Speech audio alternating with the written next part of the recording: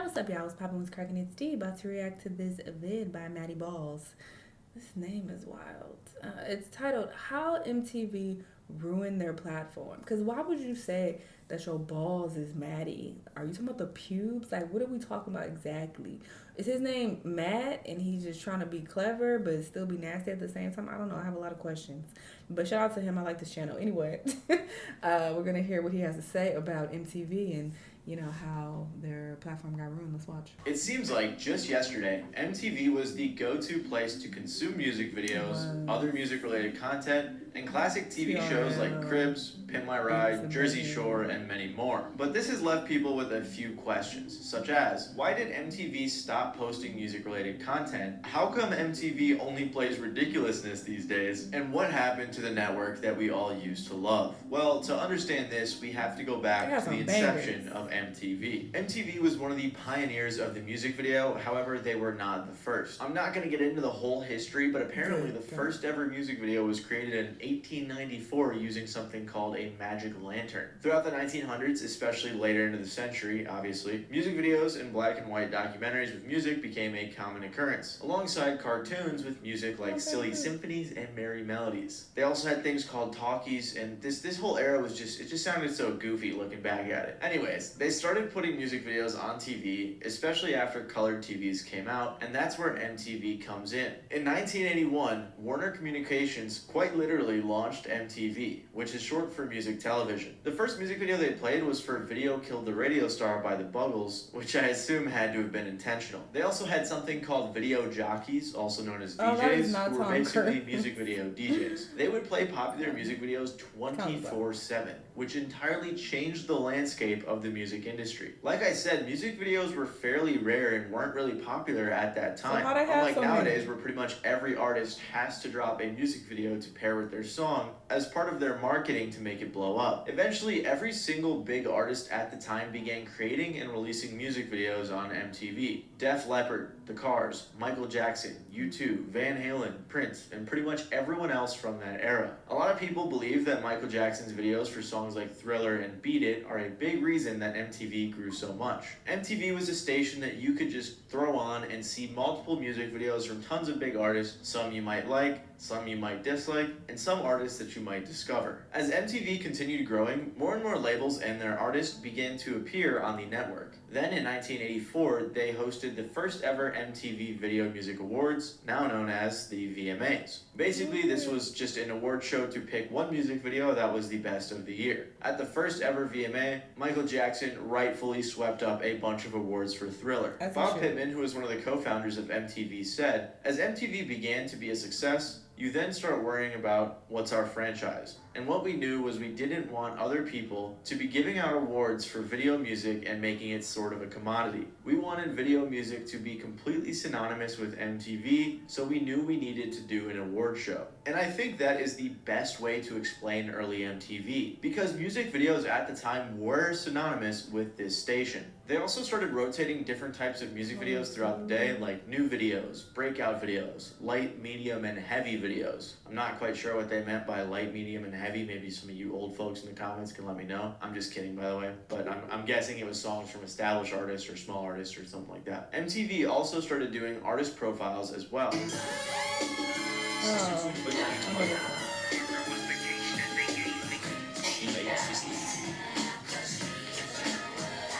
As the 80s were coming to a close, MTV had launched things like MTV News, where they interviewed artists and covered news predominantly about the music industry. However, they did touch on pop culture things as well. MTV really was the go-to community hub to find new music, listen to songs you already liked, watch some cool videos, keep up with the music world, and learn more about your favorite artists. I never watched MTV for music stuff, though.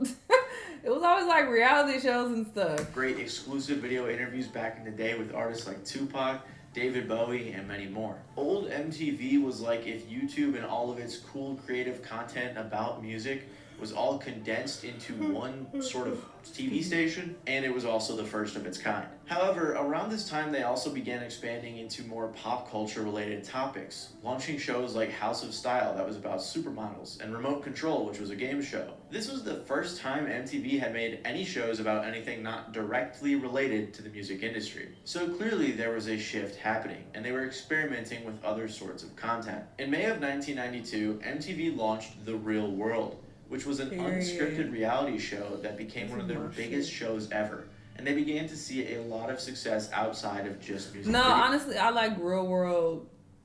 I like The Challenge better. So that's what I would typically watch. It's the main show I watched on this network. It was a show about 7 younger people who they put into a house and had them live together, which became very entertaining. MTV is even credited with creating modern reality TV. And by the end of the 90s, MTV had decreased the amount of music videos they were showing by 37%. And it makes sense too if you think about it, because things like reality TV and pop culture related things are a bit more appealing to a slightly wider audience. Sure, music is appealing to everybody, but as soon as people heard songs they didn't like, there was a good chance they would just quit watching. The LA Times even said that MTV's audience was elusive, fickle, and had a lack of loyalty, which made it tricky for MTV to maintain their audience. The president of MTV at the time, Van Toffers, said, "Clearly the novelty of just showing music videos has worn off. It's required us to reinvent ourselves to a contemporary audience." And reinvent themselves is exactly what MTV did in the 2000s. By this point, MTV was huge, reaching over 77 million households in the United States. And they decided to expand out of just music-related content. They began to make adult animated TV shows, such as Beavis and Butthead and Daria, both of which were very popular, along with a handful of other shows. In 1996, they launched a channel called M2, which was... I never really watched it. I mean, this is low-key before my time, but they would have like reruns and stuff that would pop up, and I would try to watch it, and I'm like, this is so dumb. Why was this such a popular show? I just remember his laugh.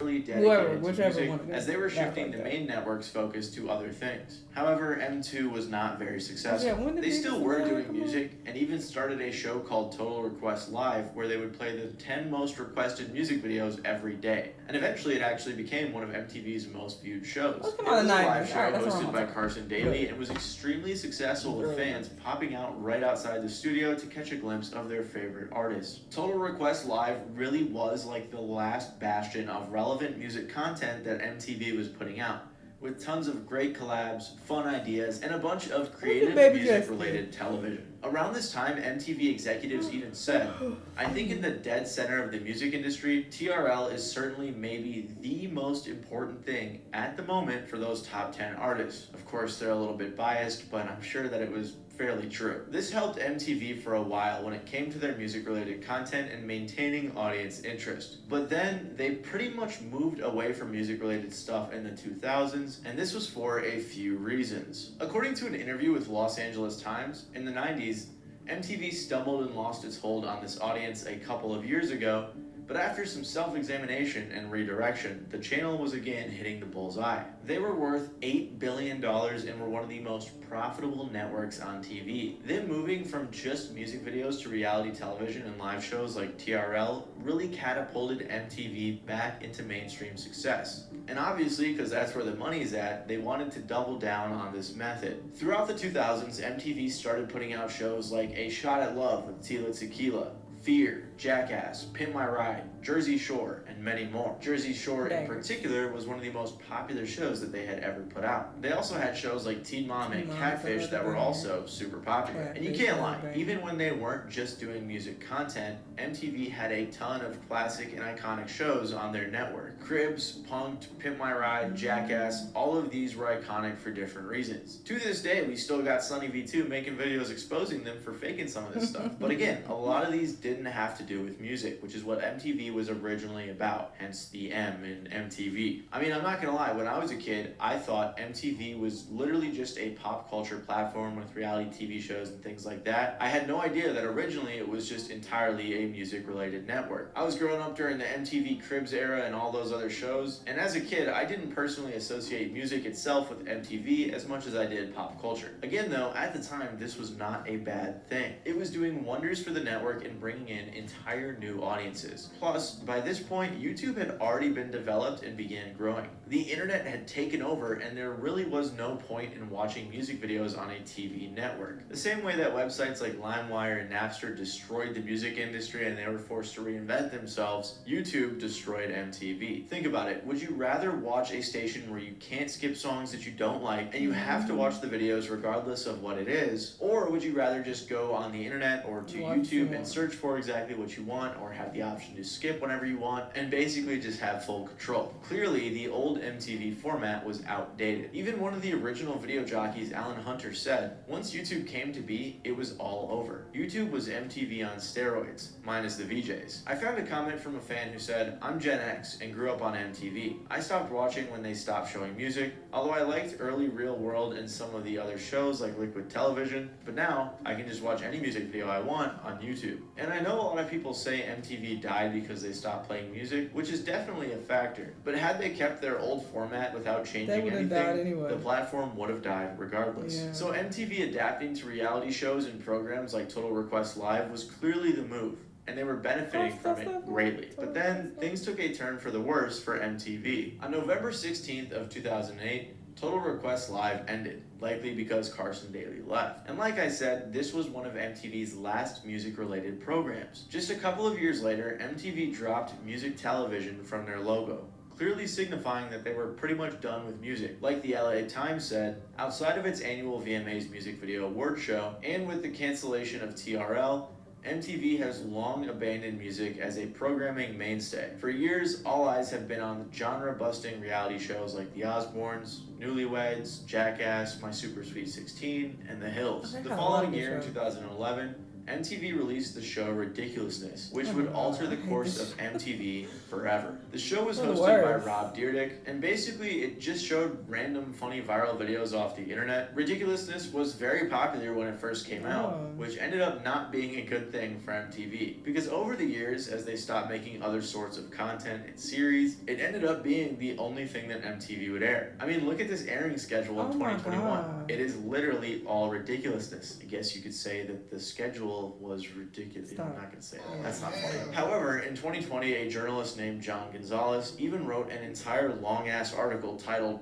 How Did MTV Become the Ridiculousness Network, in which he covered the extent to which they were milking the show. By the 2010s, MTV was basically reduced to a funny clips TV station that you're forced to watch when nothing else is on in a hotel. It was not going well, and their ratings were falling to an all-time low. At this point, most fans had probably forgotten about MTV, and the younger generation probably had no idea about the impact that MTV once had. They probably just knew MTV for reality TV shows and some mediocre pop culture related TV shows. It wasn't even the fact that they stopped playing music videos, it was the fact that they lost touch with their roots and weren't trying to evolve with the times. Instead, they opted for low-hanging fruit television shows like Ridiculousness and just decided to rerun it constantly. But then, in 2016, a new CEO named Chris McCarthy took over and tried to change things for the better. The secret is we're leaning back into our strengths. You know, we have an incredible brand with 95% brand awareness. We have one of the largest libraries of youth and music IP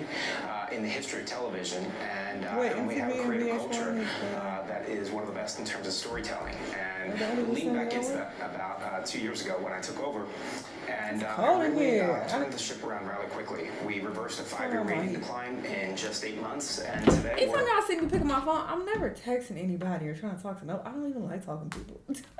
I'm always adjusting my thermostat, so don't ever think, oh, she always looking at her phone, because it be getting cold and hot and I'll be having to adjust it. All right, leading the industry in growth. Things were going a little bit better than before, but that isn't saying much. In 2017, they brought back Total Request Live in an attempt to go back to their roots, but that too was outdated. After just 2 years, the show ended in 2019. What seemed to be the final nail in the coffin was in 2023 when they laid off 25% of their domestic staff and shut down MTV News, one of the earliest and longest running programs MTV had. The only thing MTV still really has that has some sort of cultural significance is the VMAs, which ironically enough is still music related. Despite the new CEO's efforts, returning to their roots had failed, and MTV is just a shell of what it once was. The network had lasted for many decades, with many different types of cultural impact, from revolutionizing the music industry and music videos to essentially creating reality TV and putting out tons of classic TV shows. MTV did have a very long and successful run. However, they couldn't keep up with the times, they couldn't evolve, and rather than keep coming up with new ideas, they got complacent and just decided to play Ridiculousness over and over and over again. Like I said, YouTube was one of the many reasons that MTV failed, and one of the most iconic music video platforms on YouTube was Vivo, who I did an entire video about. So if you guys are interested about Vivo and the downfall of Vivo as well, make sure to check out this video. Damn, MTV. I thought they were still doing music related stuff because, yeah, the VMAs still come on. So I just assumed that they have music shit going on with their network. I don't watch it. I haven't watched it in a very long time. So, I just assumed that things were still, going well and they were still doing music stuff. But I guess not. Well, it begs the question, what the hell is the point of the VMAs then? Why would anybody even care about getting a VMA award when y'all don't even focus on music like that? Y'all aren't even known for music or the go-to for that. So why would anybody care about getting that award? Why even still have the awards? I don't know. Many questions. But yeah, interesting how they fell from grace. Because MTV was that girl at one point. Y'all let me know what y'all think, though. Let me know what other videos you want me to watch, and I'll see you on the next time.